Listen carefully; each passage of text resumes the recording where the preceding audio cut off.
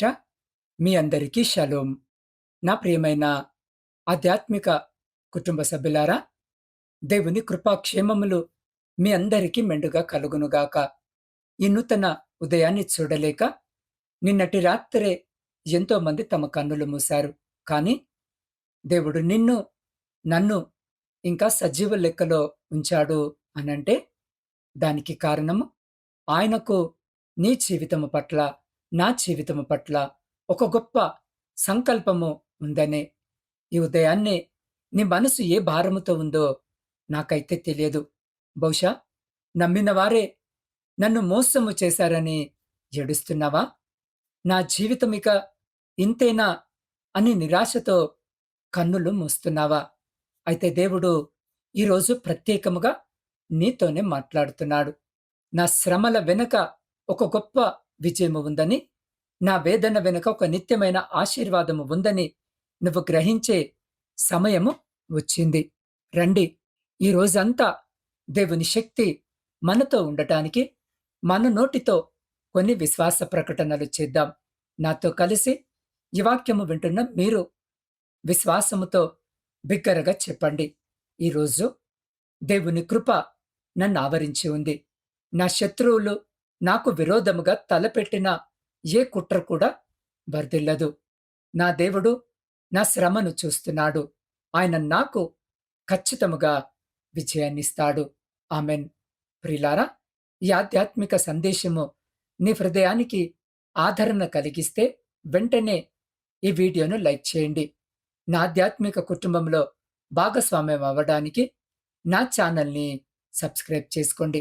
రండి, అందరము కలిసి ఒక్క నిమిషము కన్ను మూసుకొని చిన్న ఉదయకాలపు ప్రార్థన చేసుకుందాం. పరిశుద్ధుడా, ప్రేమగల మా ప్రియ పరలోకపు పరమ తండ్రి, మీ జీవము కలిగిన అత్యున్నతమైన నామమును బట్టి స్తుతులు, స్తోత్రాలు, వందనాలు. దేవ, ఈ ఉదయకాల సమయంలో నీ పిల్లలమైన మేము నీ పాద సన్నిధికి వస్తున్నాం. ఉదయాన్నే ఈ వాక్యము వింటున్న ప్రతి బిడ్డను నీ పరిశుద్ధ రక్తముతో కప్పండి. వారి హృదయాల్లో ఉన్న భయాన్ని, నిరాశను తుడిచివేసి నీ ప్రశాంతతతో నింపుమని యేసు అతి పరిశుద్ధ నామములో ప్రార్థించి అడిగి పొందియున్నాము మా పరమ తండ్రి. ప్రియులారా, చీకటి ఎంత గాఢంగా ఉన్నా వెలుగు వచ్చే సమయాన్ని అదాపలేదు. ఈరోజు మన ధ్యానము కొరకు మత్తయి సువార్త 26వ అధ్యాయాన్ని చూద్దాం. ఈ అధ్యాయము యేసు క్రీస్తు జీవితంలో అత్యంత వేదనకరమైన, అదే సమయంలో అత్యంత ప్రాముఖ్యమైన శ్రమల ఆరంభాన్ని వివరిస్తుంది. యేసు క్రీస్తు గెత్సెమనే తోటలో మోకాళ్ళుని ప్రార్థిస్తున్నప్పుడు ఆయన హృదయం ఎంతగానో బరువెక్కింది. నా ప్రాణము మరణమగునంతగా దుఃఖములో మునిగిపోయిందని ఆయన తన శిష్యులతో చెప్పాడు. అక్కడ ఆయన ప్రార్థిస్తూ, తండ్రి, నీకిష్టమైతే ఈ గిన్నె నా యొద్ద నుండి తొలగించుము. అయినను నా చిత్తము కాదు, నీ చిత్తమే సిద్ధించునుగాక అని ప్రార్థించాడు.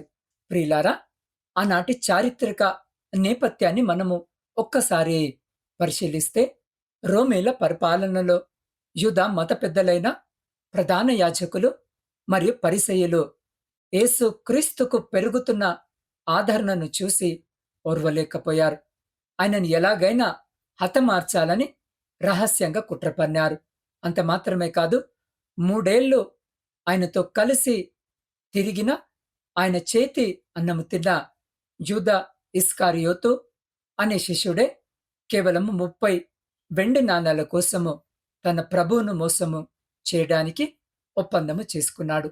గెత్సెమనే తోటలో ఒక ముద్దుతో ఆయనను శత్రువులకు అప్పగించాడు. ప్రియులారా, ఆ రాత్రి యేసును బంధించినప్పుడు ఆయనను ఎంతగానో ప్రేమించానని చెప్పిన పేతురు కూడా భయముతో ఆయన నాకు తెలియదని ముమ్మారు బొంకాడు.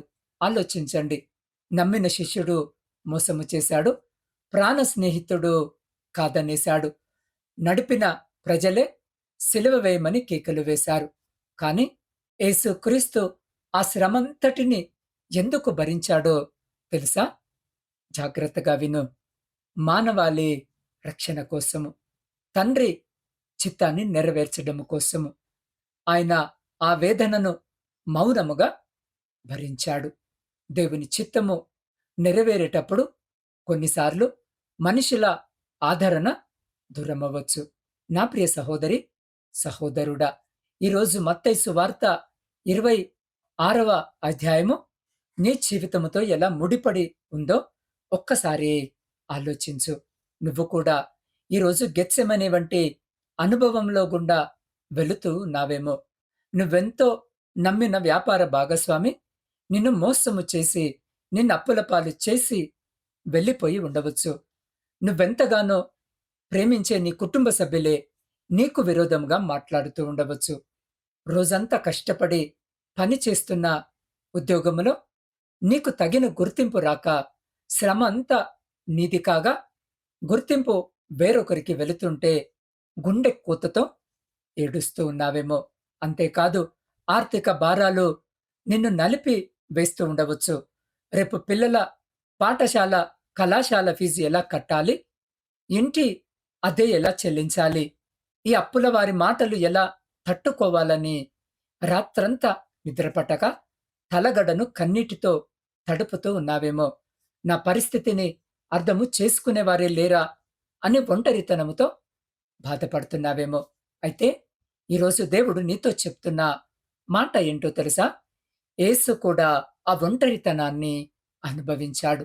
ఆయన కూడా నమ్మక ద్రోహాన్ని రుచి చూశాడు. నీ బాధ దేవునికి తెలుసు. నీ కన్నీరు ఆయనకు కనిపిస్తుంది. ఈరోజు నువ్వెదుర్కొంటున్న ఈ శ్రమ, ఈ నిరాశ నీ జీవితానికి ముగింపు కాదు. ఇది ఒక నూతన ఆరంభము. ఈరోజు ఈ వాక్యము వినుచున్న నీ సమస్యలను జయించడానికి నువ్వు 3 విషయాలను గుర్తుపెట్టుకోవాలి. మొదటిది, నిందలు, మోసాలు ఎదురైనప్పుడు మనుషుల వైపు చూడటం మానేయి. యేసుక్రీస్తు యూదా వైపు చూసి శాసించలేదు. పేతురు వైపు చూసి నిందించలేదు. ఆయన తండ్రి వైపు చూశాడు. నువ్వు కూడా నీ దృష్టిని దేవుని వైపు తిప్పు. రెండవది, ప్రార్థనలో నీ హృదయాన్ని దేవుని ఎదుట కుమ్మరించు. గెత్సెమనే తోటలో యేసుక్రీస్తు ప్రభు ఎలాగైతే వేదనతో, కన్నీటితో ప్రార్థించాడో, నువ్వు కూడా నీ భారాన్ని ప్రార్థన ద్వారా దేవుని పాదాల వద్ద పెట్టు. మూడవది, దేవుని చిత్తానికి నిన్ను నీవు సంపూర్ణముగా లొంగదీసుకో. నా చిత్తము కాదు తండ్రి, నీ చిత్తమే నెరవేరాలి అని నువ్వెప్పుడైతే అంటావో, ఆ క్షణమే నీ జీవితంలో దైవిక శాంతి, బలము ప్రవేశిస్తాయి. ప్రియ సహోదరి, సహోదరుడా, మనుషులు నిన్ను తృణీకరించవచ్చు, కానీ దేవుడు నిన్నెన్నటికీ చేయి విడిచిపెట్టడు. ఈ సందర్భంగా నేను మీకొక నిజ జీవిత అనుభవాన్ని పంచుకోవాలనుకుంటున్నాను. ఒక నగరంలో ఒక సాధారణ కుటుంబము ఉండేది. ఆ కుటుంబ యజమాని ఎంతో నమ్మకముతో తన దగ్గరున్న సమస్తాన్ని పెట్టుబడిగా పెట్టి, తన స్నేహితుడితో కలిసి ఒక చిన్న వ్యాపారాన్ని ప్రారంభించాడు. ఆయన పగలు, రాత్రి అనక కష్టపడి ఆ వ్యాపారాన్ని ఎంతో ఎత్తుకు తీసుకెళ్లాడు. కానీ కొన్ని సంవత్సరాల తర్వాత ఆయన నమ్మిన స్నేహితుడే నకిలీ పత్రాలు సృష్టించి ఆ వ్యాపారాన్ని, ఆస్తిని తన పేరు మీదకు మార్చుకున్నాడు. ఆ కుటుంబ యజమానిని వీధిపాలు చేశాడు. ఒక్కసారి ఆ కుటుంబము తీవ్రమైన అప్పులో మునిగిపోయింది. సొంత బంధువులు కూడా వారిని చూసి నవ్వారు, దూరము పెట్టారు. సొంత ఇల్లు కూడా కోల్పోయి ఒక చిన్న రేకుల షెడ్డులో తల దాల్చుకోవలసిన పరిస్థితి వచ్చింది. ఆ యజమాని నిరాశతో, ఆత్మాన్యూన్యత భావముతో, ఇక నా జీవితము ముగిసిపోయింది, చనిపోవడమే మేలు అని భావించాడు. కాని ఒక ఉదయము ఆయన దేవుని వాక్యాన్ని విన్నాడు. మత్తయి సువార్త 26వ అధ్యాయములో యేసు పడిన శ్రమలను, ఆయన అనుభవించిన మోసాన్ని ధ్యానించాడు. ఆ క్షణములో ఆయనకొక గొప్ప నిరీక్షణ కలిగింది. యేసు ప్రభు మోసపోయినా ఓడిపోలేదు. సిలువను జయించి తిరిగి లేచాడు. నా దేవుడు నన్ను కూడా లేవనెత్తుతాడు అని విశ్వసించాడు. ఆయన కన్నీటితో మోకాళ్ళుని ప్రార్థించడం మొదలుపెట్టాడు.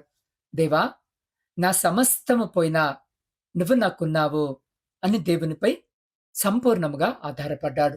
దేవుడు ఆయన విశ్వాసాన్ని చూశాడు. తక్కువ పెట్టుబడితో ఆయనకొక నూతన మార్గాన్ని తెరిచాడు. అతి తక్కువ కాలంలోనే దేవుడు ఆయనని ఎంతగానో ఆశీర్వదించాడు. పోగొట్టుకున్న దానికంటే రెండంతల దీవెనను ఆయన పొందుకున్నాడు. ఈరోజు ఆయన కొన్ని వేల మందికి సహాయం చేసే స్థాయికి ఎదిగాడు. ప్రియ దేవుని బిడ్డ, నీ జీవితంలో కూడా ఈరోజు సమస్తము పోయినట్లు అనిపిస్తుందా? అందరూ నిన్ను వదిలేశారనిపిస్తుందా? దిగులు పడకు. నిన్ను నమ్మక ద్రోహము చేసిన చోటే దేవుడు నిన్ను హెచ్చించడానికి సమర్థుడైన దేవుడు. కాబట్టి నా ప్రియ సహోదరి, సహోదరుడా, ప్రార్థనలోనికి వెళ్ళే ముందు ఒక్కసారి నీ హృదయం మీద చేయి వేసుకొని ఆలోచించు. ఈ ప్రపంచము ముందు నువ్వు చిరునవ్వుతో కనిపిస్తున్నావు. అందరికీ అన్నీ ఉన్నట్టే నటిస్తున్నావు.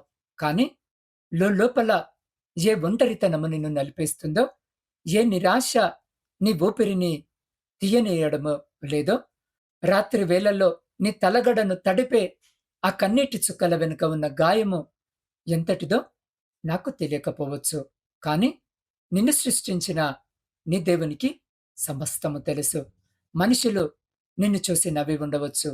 నీ సొంత వారే నిన్ను అర్థము చేసుకోక నీ బలహీనతలను ఎత్తి చూపి నిన్ను తిరస్కరించి ఉండవచ్చు. నీ జీవితము ఎంతే, నువ్వు దేనికి పనికిరావు అని లోకము నీ మీద ముద్ర వేసి ఉండవచ్చు. కానీ ఈ ఉదయకాలాన పరలోకపు తండ్రి నీ వైపు చూసి అతి ప్రేమగా ఒక్క మాట చెప్తున్నాడు. నా ప్రియ కుమార్తె, నా ప్రియ కుమారుడా, లోకము నిన్ను వదిలేసినా నేను నిన్నెన్నడూ విడిచిపెట్టను. నీ వెరిగిపోయిన హృదయాన్ని బాగు చేయడానికి, నీ కన్నీటిని నాట్యముగా మార్చడానికి నేను సిద్ధముగా ఉన్నాను.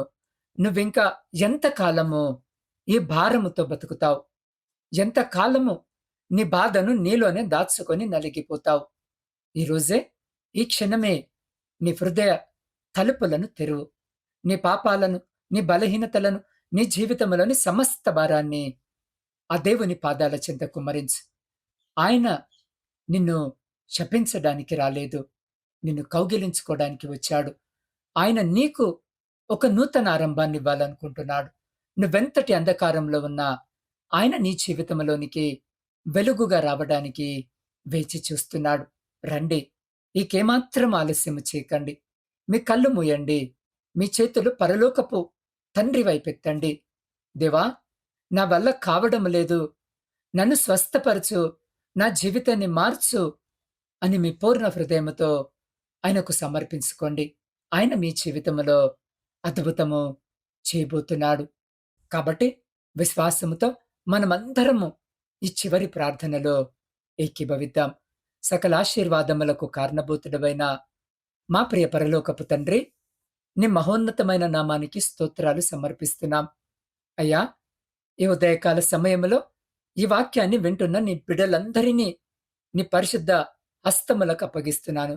తండ్రి, ఎవరైతే తీవ్రమైన నిరాశతో, అప్పుల భారముతో, ఆర్థిక ఇబ్బందులతో నలిగిపోతున్నారో వారిపై నీ కనికర దృష్టిని ఉంచండి.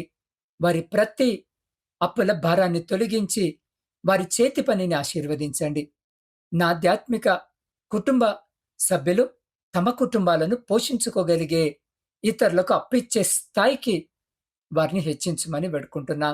దేవా, ఆరోగ్య సమస్యలతో, దీర్ఘకాలిక వ్యాధులతో బాధపడుతున్న వారిని ఈ క్షణమే నీ గాయపడిన హస్తాలతో స్పర్శించండి. వారి శరీరాల్లో ఉన్న ప్రతి బలహీనత, వ్యాధి యేసు నామములో లయమైపోవునుగాక. గర్భఫలములు లేక ఏళ్ల తరబడి కన్నీరు మున్నీరుగా విలపిస్తున్న బిడ్డలకి నాడే నీ దైవిక ఈవిని ప్రసాదించండి. వివాహాల కోసం ఎదురుచూస్తున్న యవన బిడ్డలకు యోగ్యమైన తోడును దయచేయండి. కుటుంబాల్లో ఉన్న కలహాలను, విరిగిపోయిన బంధాలను నీ ప్రేమతో పునరుద్ధరించండి. అయా, విదేశాల్లో చదువుకుంటున్న విద్యార్థులను, కుటుంబ పోషణకై ఉద్యోగాలు చేస్తున్న వారిని నీ దైవిక కాపలలో ఉంచండి తండ్రి. అనేక మంది స్థిరమైన ఉద్యోగాలు లేక, స్వేచ్ఛగా పని చేసుకునే అనుమతులు లేక, అకామాలు లేక, కన్నీటితో భారమైన హృదయంతో మీ వైపు చూస్తూ ఉండగా వారికి కావలసిన సహాయము దయచేయమని వేడుకుంటున్నాను. దేవా, మా దేశాన్ని కాపాడుతున్న సైనికులను, పగలు రాత్రి కష్టపడే రైతులను ఆశీర్వదించండి. నిరుద్యోగులకు మంచి ఉద్యోగ అవకాశాలు దయచేయండి. ఈరోజు జన్మదినాలు, వివాహ వార్షికోత్సవాలు జరుపుకుంటున్న నీ బిడ్డలకు మీ నూతన కృపను ప్రసాదించమని వేడుకుంటున్నాను. ఈరోజు వారు వెళ్ళే ప్రతి ప్రయాణంలో, చేసే ప్రతి పనిలో నీ తోడ్పాటును ఉంచండి. ఈరోజు ఎదురయ్యే ప్రతి అడ్డంకి నీ నామములో తొలగిపోవునుగాక. అయ్యా, మా దేశంలో, ప్రపంచంలో శాంతి సమాధానాలను వర్ధిల్లజేయమని యేసు శక్తివంతమైన నామములో ప్రార్థించి, స్తుతించి, అడిగి పొందుకొని ఉన్నాము మా పరమ తండ్రి. ఆమెన్. ప్రియులారా, మనుషుల మోసాలు నీ ప్రయాణాన్ని ఆపలేవు. దేవుని వాగ్దానము నిన్ను ఖచ్చితముగా గమ్యానికి చేరుస్తుంది. కాబట్టి ధైర్యంగా ముందడుగు వేయి. ఈరోజు విజయము నీదే. ఈ సందేశము మీ హృదయాన్ని స్పర్శించి మీలో నూతన నిరీక్షణను నింపితే తప్పకుండా ఇప్పుడే వీడియోను లైక్ చేయండి. నా ఛానల్‌ని సబ్స్క్రైబ్ చేసుకొని క్రింద ఉన్న కామెంట్ సెక్షన్‌లో మీ విశ్వాసాన్ని ప్రకటిస్తూ ఆమెన్ అని టైప్ చేయండి. ఈ నిరీక్షణ సందేశము మరొకరి జీవితంలో వెలుగు నింపడానికి ఈ వీడియోను కనీసము 3 వ్యక్తులకు షేర్ చేయండి. అలాగే మీ వాట్సాప్ స్టేటస్‌లో కూడా షేర్ చేసి దేవుని సువార్త పరిచర్య విస్తరణలో మీరు పాలిభాగస్తులవ్వండి. ప్రియులారా, మీ జీవితంలో ఎలాంటి ప్రార్థన అభ్యర్థనలు ఉన్నా, ఏ సమస్య మిమ్మల్ని వేధిస్తున్నా, స్క్రీన్ మీద కనిపిస్తున్న నా వాట్సాప్ నంబర్‌కి సందేశము పంపండి. లేదా నేరుగా ఫోన్ చేసి నాకు తెలియజేయండి. నేను మీ కొరకు, మీ కుటుంబం కొరకు, మీ సమస్యల కొరకు, మీ కన్నీటి కొరకు వ్యక్తిగతంగా ప్రార్థిస్తాను. రేపటి ఉదయకాల ధ్యానములో మన మత్తయి సువార్త 27వ అధ్యాయం నుండి యేసుక్రీస్తు శిలువ మరణము, ఆ మరణం ద్వారా మనకు లభించిన విజయము మరియు శాప విమోచనము గురించి లోతుగా ధ్యానించబోతున్నాం. అద్భుతమైన సందేశాన్ని అస్సలు మిస్ అవ్వకండి. దేవుని కృప, శాంతి మీ అందరికీ తోడయుండును గాక. ఆమెన్.